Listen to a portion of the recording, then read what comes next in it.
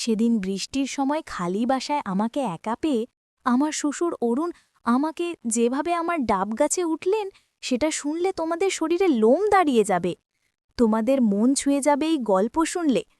তাই গল্পটি শোনার আগে অবশ্যই তোমরা হাতের কাছে টিস্যু পেপার অথবা কাপড় নিয়ে রাখবে। আমার প্রাণের বন্ধুরা, যদি আমার এই গল্পটি তোমাদের ভালো লাগে তাহলে অবশ্যই এই ভিডিওতে একটি লাইক দেবে। আমাদের পরবর্তী ভিডিওগুলো নিয়মিত পাওয়ার জন্য চ্যানেলটি সাবস্ক্রাইব করে বেল আইকনটি বাজিয়ে দিও। আমার নাম অবনী, আমার বয়স ২১ বছর। আমার বিয়ে হয়েছে মাত্র ২ বছর হলো। আমার স্বামী আকাশ চাকরি করে, সে ঢাকায় থাকে। বাড়িতে আমি আর আমার শ্বশুর অরুণ থাকি। আমার বিয়ের আগেই আমার শাশুড়ি মারা গেছেন। সেদিন বিকেলবেলায় খুব জোরে বৃষ্টি এলো, বাইরে প্রচুর বৃষ্টি হচ্ছে। আমি বসে টেলিভিশন দেখছি। হঠাৎ আমার শ্বশুর অরুণ আমাকে ডাকলেন, বললেন, বৌমা, একটু আমার রুমে এসো তো। আমি তার রুমে গিয়ে বললাম, বাবা, কি হয়েছে? তিনি বললেন, আমার পা ব্যথা করছে, আমার পায়ে একটু তেল মালিশ করে দাও। আমি বললাম, ঠিক আছে, আপনি একটু অপেক্ষা করুন, আমি তেলটা গরম করে নিয়ে আসি। এই বলে আমি রুম থেকে চলে গেলাম। বন্ধুরা, তোমাদের আর একটি কথা বলে নি। আমার বিয়ের আগে আমার স্বামী আকাশ কিন্তু আমাকে দেখতে যায়নি। আমার শ্বশুর অরুণ আমাদের দুঃসম্পর্কের আত্মীয় লাগে। হঠাৎ একদিন আমাদের বাড়িতে বেড়াতে এসেছিলেন। আমাকে দেখে তার খুব পছন্দ হয়েছিল, তাই আমার মা বাবাকে বলে আমাকে তার ছেলের বউ করে নিয়ে এলেন। ছেলে সরকারি চাকরি করে, তাই আমার মা বাবা আমাকে বিয়ে দিয়ে দিলেন। তখন থেকেই অরুণ আমার প্রতি দুর্বল, কিন্তু আমারও কেন যেন তাকে খুব ভালো লাগে। তার বয়স ৫৫ বছর হলেও দেখতে এখনও অনেক সুন্দর লাগে। বিয়ের পর থেকে দেখতাম শ্বশুর অরুণ আমাকে চোখে চোখে রাখতেন।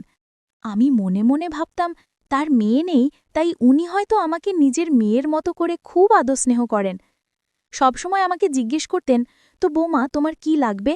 যখন যেটা লাগবে অবশ্যই আমাকে বলবে, কোনো লজ্জা করবে না। অরুণ আমার কাজের প্রশংসা করতেন। আমি যেটা রান্না করতাম সেটাই তার কাছে ভালো লাগত। আমাকে বলতেন, বৌমা, তোমার রান্না খুব সুস্বাদু, ঠিক তোমার মতো। তুমি দেখতে যেমন সুন্দর, তেমনি তোমার রান্নাও অনেক সুন্দর। আর শ্বশুরের মুখে প্রশংসা শুনতে আমার খুব ভালো লাগত। আমি আরও বেশি বেশি করে আমার শ্বশুরের সেবা যত্ন করতে লাগলাম। যাই হোক, এখন মূল গল্পে আসি। আমি তেল গরম করে শ্বশুরের রুমে নিয়ে আসলাম। তারপর তেল তার পায়ে ভালো করে লাগালাম। বিকেলটা ছিল কেমন জানি অন্য রকম। জানালার বাইরে টিপটিপ বৃষ্টি পড়ছে। বাড়িটা একেবারে নিস্তব্ধ, সবাই কোথায় যেন গেছে। আমি আর বাবা, মানে শ্বশুরমশাই অরুণ, এই বিশাল বাড়িতে একা। একটা হালকা কাঁপুনি লাগছিল গায়ে, মনে হচ্ছিল এক কাপ চা পেলে ভালো লাগত। আমি চুপচাপ উঠে রান্নাঘরে গেলাম চা বানাতে। হঠাৎ শুনলাম পেছনে নরম পায়ের শব্দ।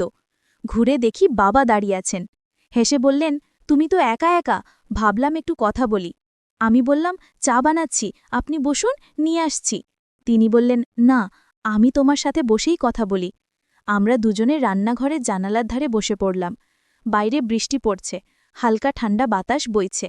বাবা বললেন, বৌমা, জানো, এই বাড়িটা আগে এমন নীরব হতো না। তোমার শাশুড়ি থাকলে কত কথা হতো।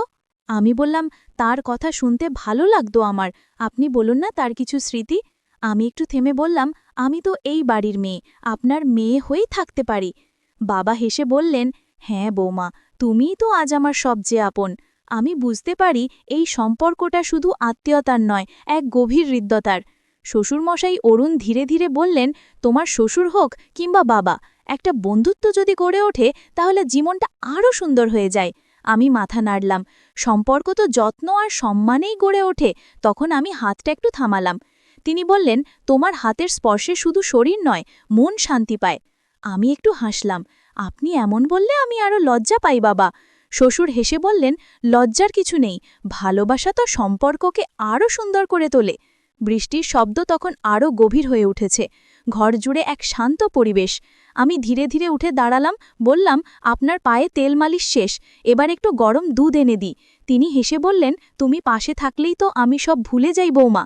আমি হেসে চলে গেলাম রান্নাঘরের দিকে। আমি রান্নাঘরে গিয়ে চুলায় দুধ বসালাম। জানালার কাছে বৃষ্টির ফোঁটা জমে আছে।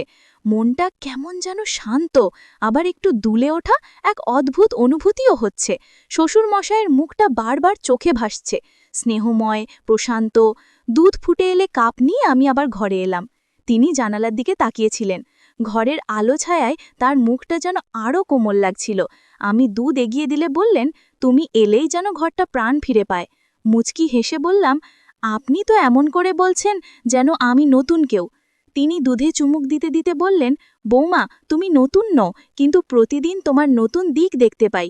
কথাটা শুনে আমি চুপ করে রইলাম কিছুক্ষণ। ঘরের বাতাস তখন কেমন ভারী হয়ে উঠেছে, বাইরে বৃষ্টির ভিতরে নীরবতা। আমি ধীরে ধীরে উঠে দাঁড়ালাম, বললাম, আপনার পায়ে তেল মালিশ শেষ, এবার একটু গরম দুধ এনে দিই। তিনি হেসে বললেন, তুমি পাশে থাকলেই তো আমি সব ভুলে যাই বৌমা। আমি হেসে চলে গেলাম রান্নাঘরের দিকে। আমি রান্নাঘরে গিয়ে চুলায় দুধ বসালাম। জানালার কাছে বৃষ্টির ফোঁটা জমে আছে, মনটা কেমন যেন শান্ত, আবার একটু দুলে ওঠা এক অদ্ভুত অনুভূতিও হচ্ছে। শ্বশুরমশায়ের মুখটা বারবার চোখে ভাসছে, স্নেহময়ে, প্রশান্ত। দুধ ফুটে এলে কাপ নিয়ে আমি আবার ঘরে এলাম। তিনি জানালার দিকে তাকিয়েছিলেন। ঘরের আলো ছায়ায় তার মুখটা যেন আরও কোমল লাগছিল। আমি দুধ এগিয়ে দিলে বললেন, তুমি এলেই যেন ঘরটা প্রাণ ফিরে পায়। মুচকি হেসে বললাম, আপনি তো এমন করে বলছেন যেন আমি নতুন কেউ। তিনি দুধে চুমুক দিতে দিতে বললেন, বৌমা, তুমি নতুন নও, কিন্তু প্রতিদিন তোমার নতুন দিক দেখতে পাই। কথাটা শুনে আমি চুপ করে রইলাম কিছুক্ষণ। ঘরের বাতাস তখন কেমন ভারী হয়ে উঠেছে, বাইরে বৃষ্টির ভিতরে নীরবতা। আমি হঠাৎ বললাম, তোমার শাশুড়ি বেঁচে থাকতে এমন বৃষ্টি দিনেও আমার পাশে বসে গল্প করত। তোমাকে দেখলে ওর কথা খুব মনে পড়ে। একটু মন খারাপ করে বললাম, আপনি ওনাকে খুব ভালোবাসতেন তাই না? তিনি মাথা নাড়লেন, ভীষণ। কিন্তু জীবন তো থেমে থাকে না, সেই ভালোবাসা এখন শুধু স্মৃতি।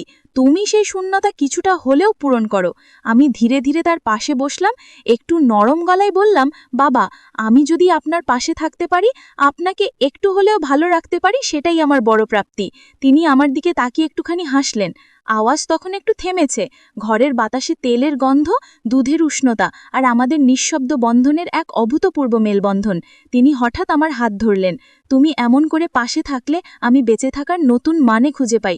তখনও মিহি বৃষ্টি পড়ছে, সেই শব্দে এক ধরনের শান্তি আছে। আমি তেল নিয়ে ওনার পায়ে হালকা করে মালিশ করতে শুরু করলাম। শ্বশুরমশাই চোখ বন্ধ করে আরাম পাচ্ছিলেন, মুখে এক প্রশান্তির ছাপ। তিনি বললেন, তোমার ছোঁয়ায় যেন ব্যথাটাও কমে যাচ্ছে। আগেই কখনো কেউ এমন করে আমার যত্ন নেয়নি। আমি হেসে বললাম, আপনি তো বাবার মতোই, আপনার যত্ন নেওয়া তো আমার দায়িত্ব। তিনি হালকা হেসে বললেন, তোমার মধ্যে একটা আলাদা শান্তি আছে বৌমা। তোমার শাশুড়ির মতো ব্যবহার, সেটা সব সময় মন ছুঁয়ে যায়। আমি একটু লজ্জা পেলাম, চোখ নামিয়ে বললাম, আপনার কথায় উৎসাহ পাই বাবা। বৃষ্টি তখন একটু বেড়েছে, জানালায় বৃষ্টির টুকটাক শব্দ যেন আমাদের নিঃশব্দ কথোপকথনের পটভূমি তৈরি করছে। উনি হঠাৎ বললেন, জানো, বৃদ্ধ বয়সে অনেক কিছুই একা লাগে, তবে তুমি পাশে থাকলে সেই একাকিত্ব কমে যায়। এরপর আমরা দুজন দুজনের মাঝে হারিয়ে গেলাম আমাদের মিলনে, যেন স্বর্গীয় সুখ নেমে এলো। আজ আমার সমস্ত দেহ, মন, প্রাণ সব সঁপে দিলাম তার চরণে। আর আমার শ্বশুর অরুণ আমাকে জড়িয়ে ধরে বললেন, তুমি কেন আরও আগে আমার কাছে এলে না? এরপর আমরা মাঝে মাঝেই একসাথে এইভাবে সময় কাটাতাম, যা খুশি তাই করতাম। আজ এখানেই শেষ, অন্যদিন আবার নতুন গল্প নিয়ে আসব। পারলে এই ভিডিওটি শেয়ার করে দিও। কোনো মন্তব্য বা অনুরোধ থাকলে কমেন্টস করে জানাবে। সবাইকে ধন্যবাদ।